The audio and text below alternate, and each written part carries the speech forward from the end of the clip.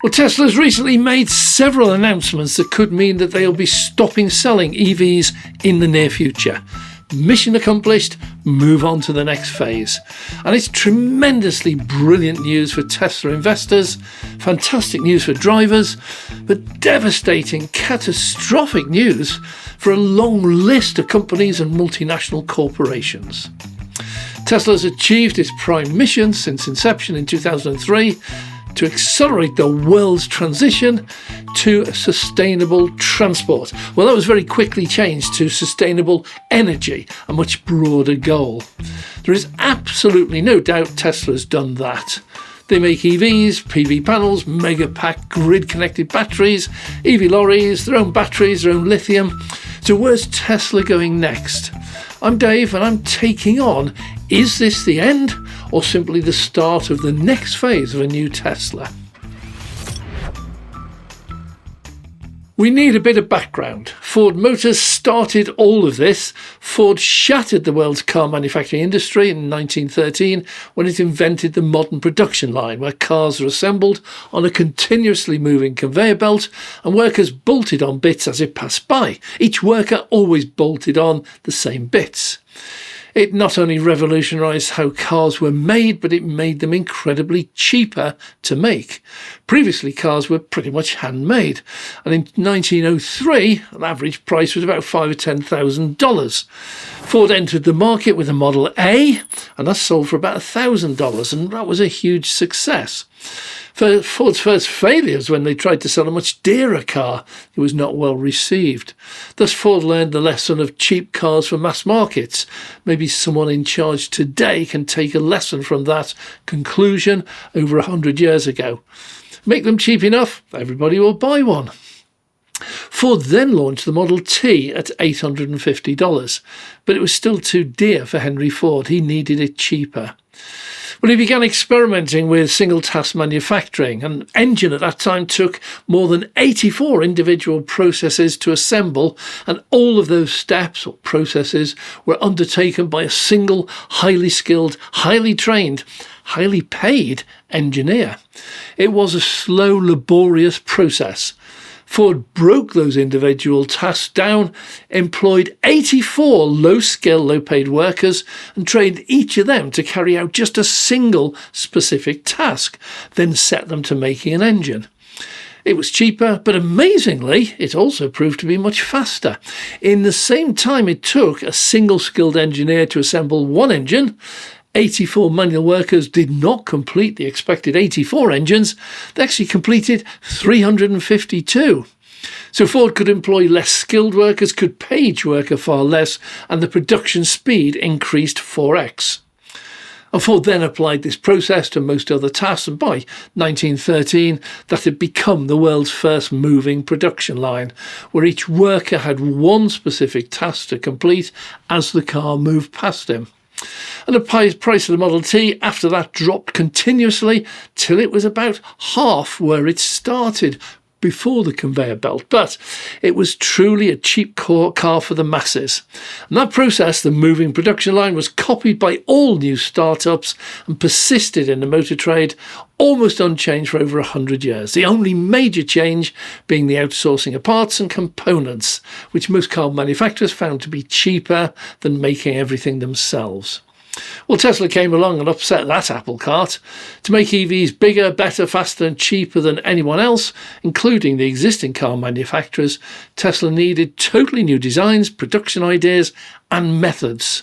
And the first was buying in components made by others. See, when they first were designing and making the mass-produced cars, the Model S and the Model X, they found very few existing components that they needed existed. So the first move was simply to make their own. And that's a process that's now called vertical integration, where the majority of components are made in-house. And that has recently caught on, and it's now slowly returning.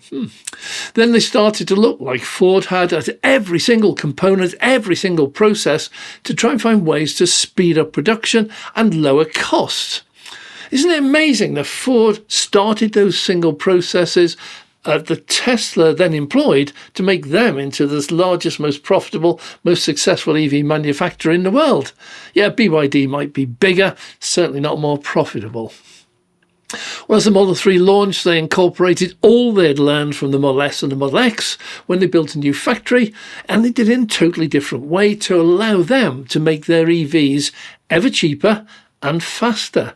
Today, Tesla holds the world record for the fastest car production line, with the Model Y leaving every 33 seconds.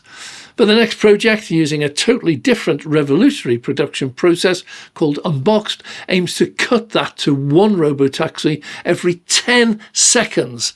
That allows them to continuously reduce prices. For example, a brand new Tesla Model 3 today in the UK, $39,990. Well, on its launch in 2019, it was $42,400. That's without the $3,500 subsidy. So it's cheaper and infinitely better. Model Y followed the same trend, getting better and cheaper, ending up as the world's #1 best-selling EV, and at one point the world's best-selling car, overtaking the Toyota Corolla. The VW Group made a Herculean effort and hit 750,000 EVs sold in 2024. BMW hit nearly 500,000, Ford and GM, while they struggled to exceed about 100,000 each. And all of those had dozens of factories all around the world. Tesla, meanwhile, very nearly reached 2 million sales from just 4 factories, and 2 of those were so new they weren't yet up to full capacity. Add up those 500,000 BMWs, 750,000 VWs, 250,000 Hyundais, 1.7 million BYDs. I think it's fair to say that the transition to sustainable transport has been well and truly speeded up. In plain English, the original core reason for Tesla to exist has already been achieved, and as more and more join the new EV industry, Tesla's input as a percentage of global sales must drop. The revolution has gained momentum, and it will continue, all on its own, with or without Tesla. China now is poised to take over world domination in EV production, as they've done in so many other products. Where else is your plastic duck for your bat likely to be made? Well, Tesla's heading to be just another EV company, and while it still leads in so many ways, and its cars are still amongst the top tech available, it's never going to settle for second best. I watched with amazement the launch of the SpaceX Starship 10 on Tuesday. SpaceX numbers them so you can easily tell how many have failed. And the answer is 10. All 9 previous launches resulted in what they euphemistically called a rapid unscheduled disassembly. I find that hilarious for 2 reasons. SpaceX was founded by Elon Musk, and he's spent over $500 million so far and not yet succeeded. Every single one has blown up, and to them, that's just a rapid, unscheduled disassembly. We knew it was going to happen. NASA, meanwhile, it would treat just one such failure as, well, that's the end of the world. Well, the second reason is that they know there are going to be plenty more. Not one, not a few, plenty. And they want them. Because their philosophy is really simple. It's to build a rocket, fire it up into a sky. Well, if it even gets that far, some haven't. They've blown up on the launch pad. And then see what caused it to rapidly disassemble, and see what else breaks that didn't. They then fix those and shoot another one up. It's like Groundhog Day. They repeat and repeat and repeat until suddenly one day it succeeds. It does everything it was intended to do.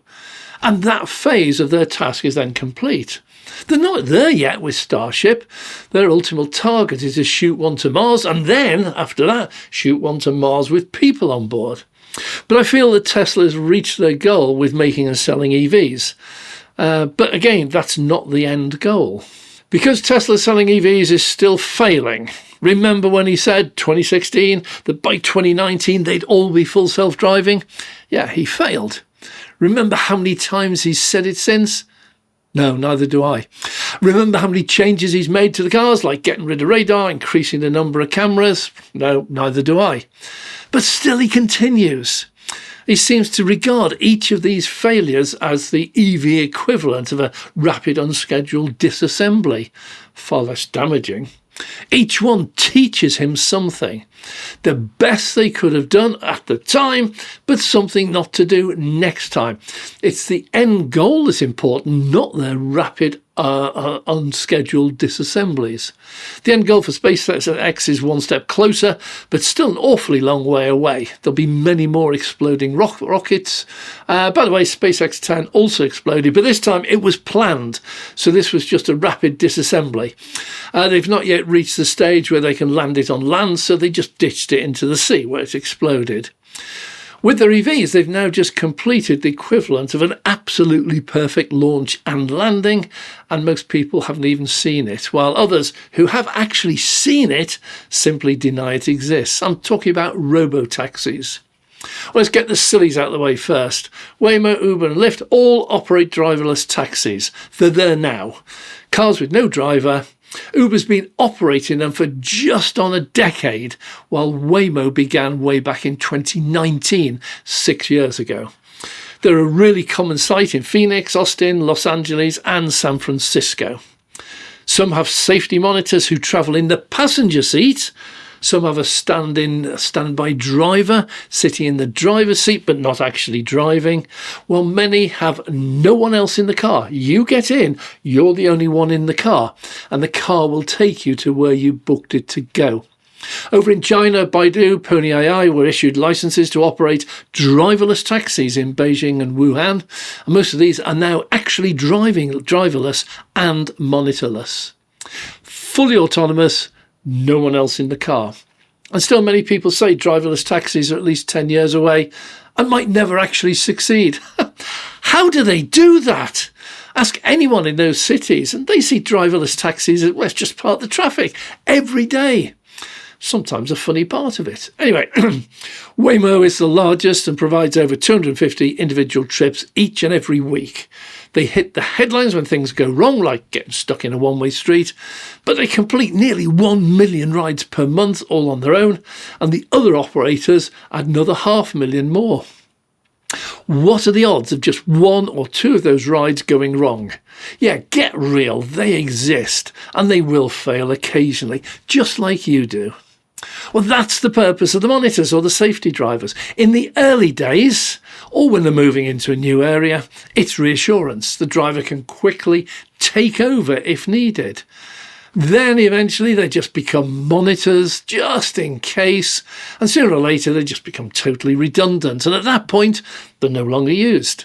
At some point, the authority that governs it accepts they're no longer needed, and at that point those cars just join all the other totally driverless EVs already operating.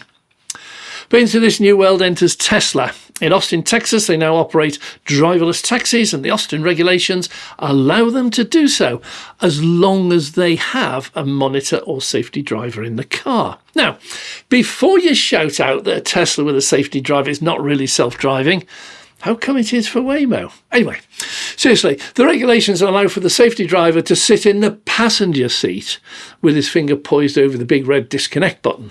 His role is not to drive. The car does that, but to be instantly available if in case things go wrong. And some Waymos and Ubers still have safety drivers or monitors. In most cases, the safety driver is more interested in the car-passenger interaction than the driving. One example, with Tesla at some busy locations, some passengers were trying to get into the wrong EVs. So, once noted by the monitor, an over-the-air update now sees Tesla robotaxis arriving with the doors locked, and they only open via Bluetooth when the correct passenger approaches the taxi with a smartphone. It's like a key. No more confusion. Now, two more figures before you finally begin to see the big picture. A typical Waymo or Uber taxi ride costs around $20. That's it. Made up of an initial fee, about $10, then a price per mile, which can be around about $1, $1.60. With extra added on per minute if the robotaxi is stuck in traffic. Just an example, 5-mile journey in LA takes about 10 minutes, costs $20. If stuck in traffic 10 minutes, it'll cost $22. In Phoenix, the same would cost $14.31 and $17.01 respectively. So these figures are readily available on the Uber or Waymo app or on dozens of online calculators. And a typical Waymo, based on Jaguar I-Pace, once fully kitted out with sensors, costs around $200,000. By the way, the whole business model is based on Jaguar I-Paces, and Jaguar then stopped making them. Well, Waymo only has around, they think about 2,000 more in the pipeline by the end of 2026. It's going to be a total of 3,500 altogether. Then they're going to switch to Zeekr, who will manufacture them with some sensors already built in, but with other conversions still needed. The basic Zeekr RT is priced around 50k. Now, that could lower costs somewhat, apart from Donald Trump, who he doesn't want EVs at all, especially he doesn't want self-driving Chinese EVs. Maybe that section of the plan needs a rethink. Anyway, equally available are the figures for New York yellow cabs. They quote $3 initial fee, followed by $3.50 per mile, or 60 cents if you're in traffic or stopped. Additional charges apply, things like state surcharges, overnight charges, rush hour surcharge. So although you're unlikely to take a yellow cab for a 5 minutes, for a 5 mile drive in New York City, that 5 mile ride in a yellow cab would cost a minimum of about $20. It's clear from this that Waymo and Uber are using prices roughly in line, or as close as they can get, to a manned traditional taxi cab. There's big money in taxi rides. Well, let's bring all this back to Tesla. First, they're already operating in Tesla. No more of this 10-year rubbish. They're there now. They're taking fare-paying passengers on rides, as you can watch in videos. Second, the cars being used are box standard Model Ys. Hang on a minute. You mean the standard Model Y that I can go and buy is already driving passengers around when it's togged up as a FSD robotaxi? So FSD works now. Yeah, robotaxis do run the latest software that's not yet been released to all the others, but once that's done with an over-the-air update, any Model Y is equipped for proper full self-driving. In the meantime, the last gen of full self-driving software is about as close to FSD as makes little difference. So FSD's here. And for you in the UK, look what happened when a Tesla Model Y with a safety driver running that latest software, who doesn't touch the wheel during the whole of the video, copes with the notorious magic roundabout in Swindon. Not just once, but multiple times from different directions. Yeah, full self-drive, fully operating in the UK. Well, for my French viewers, here's one tackling the Arc de Triomphe brilliantly. But Tesla's next step is the robotaxi as seen in the official launch. This is a two-seater, very large boot, but no steering wheel or pedals. These are projected to cost about $20,000. Yeah, a full self-drive robotaxi straight out of the factory every 10 seconds for $20,000. Makes Waymo look a bit sick, but there the comparison with Waymo, Zoom or Uber ends. Those all use LiDAR, radar, ultrasonics, GPS and multiple cameras, but they're only level 4 autonomous. That means they can only ever operate within a ring-fenced area. Engineers will drive endlessly over the preset areas. In Austin, that was initially just 37 square miles. It's since been extended to 90.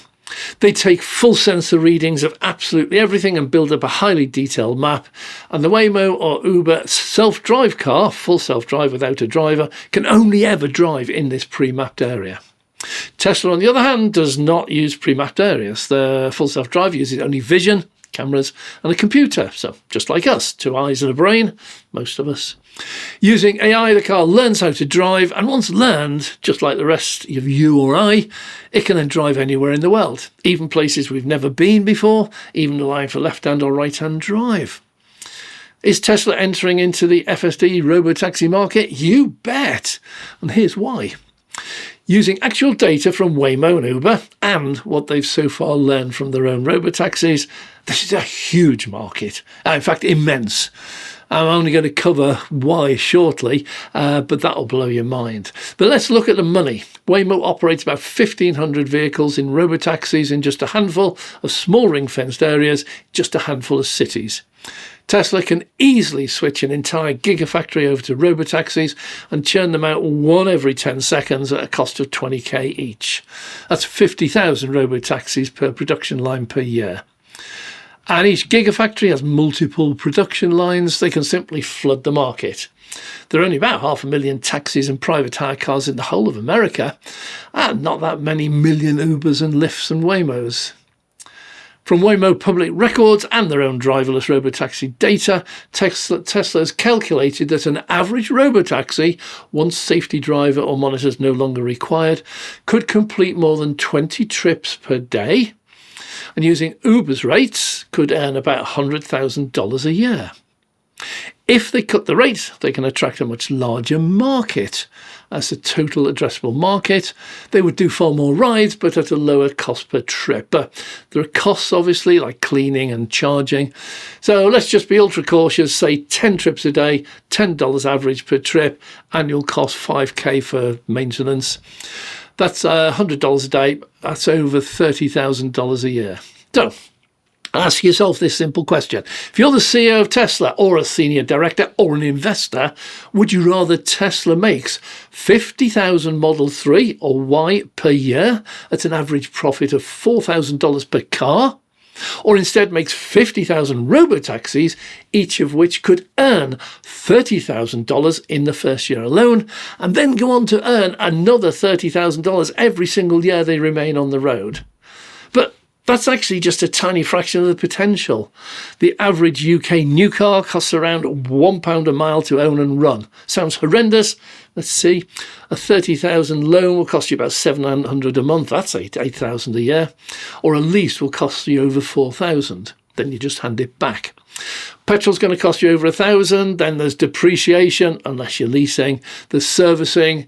There's insurance, tyres, brake pads, parking fees, road tax. There's just so much stuff. It's not difficult to get to £8,000. But most people don't buy new, so the average price for a used car is $15,000. That on a loan will be about $4,000 a year, plus depreciation, petrol, insurance, etc., etc., etc. But now you need to add in something extra for repairs or replacements, because this is an older car. UK average mileage is 8,000 miles, so get anywhere near paying $8,000 a year, that's £1 a mile. And your expensive car will still sit parked, locked up, depreciating, deteriorating for 90% of the time. Less than an hour a day, £8,000 a year to use for less than an hour a day. Is it worth having that shiny car on your drive? So let's ditch all that. Let's use robotaxis. Get on the app, book it, away you go. Go to work, go to the pub. Well, at the pub, you can drink as much as you want. Or you can go a day out to the beach. Don't forget, if you go to the beach in your own car, you have to pay to park it while you're frolicking in the sand. Well, the list is actually endless. For regular commuters, the freedom to be driven while you watch videos or sleep or work or read, it's amazing. You just recapture all that lost time. The point is that for some people, not all, but a good many, it will be just better and cheaper to use a robotaxi instead of owning a car, and that is now an entirely new market. Forget a couple of million taxis and rideshare. Now there are tens or hundreds of millions of potential customers. That is terrifying to the motor trade. That is waving goodbye to much of your customer base. And as for ICE and EVs, you just lost a huge chunk of your customers, and that's a calamity. But it goes much deeper. What about your poor car insurance company? No more negotiating renewal premiums. Or your local supermarket petrol station. Millions of customers lost overnight. Or your local bank. No more car loans. Or car parks. They've sprung up everywhere. Who will be daft enough to pay to park? And spare a thought for all those car wash companies that sprung up as the old petrol stations closed down. Just like they took over redundant petrol stations, who's going to take over redundant car wash companies? Oh, and yes, the oil companies, they'll lose out too. About time. Car dealers no longer will have a purpose, nor will the car accessory shops. Garages offering services and repairs, gone. The list is really frightening, but quite realistic. And here's a last thought for all of you who say it will never happen. Well, first of all, it's already happened. It's too late for that. Many people in the US are using them on a daily basis quite happily. It's you that's not up to date. But imagine now you're going on holiday. You book a robotaxi to come to your house, pick you up, take you to the airport, drops you off right outside the terminal. Much cheaper than a taxi or airport parking. You fly off to your sunny shores, and only on the days you want to go out, you book a new robotaxi. There's no more renting a car for the whole week, but only using it a few times. You save loads of money. Then you come back, robotaxi takes you home. Now, is that better and cheaper than what you do now? I bet it is by a long way. That is why Tesla may soon stop selling new EVs. Having already cracked full self-driving, there are now better things to make that make more profit. And the really good thing is there's absolutely no competition. Nobody else has cracked full self-driving level 5, allowing you to go anywhere you want cheaply without a driver. I'm Dave. If you have enjoyed this, please click the like button. If you'd like to see more, please subscribe and click the notification bell. Massive thank you as always to our Patreon members.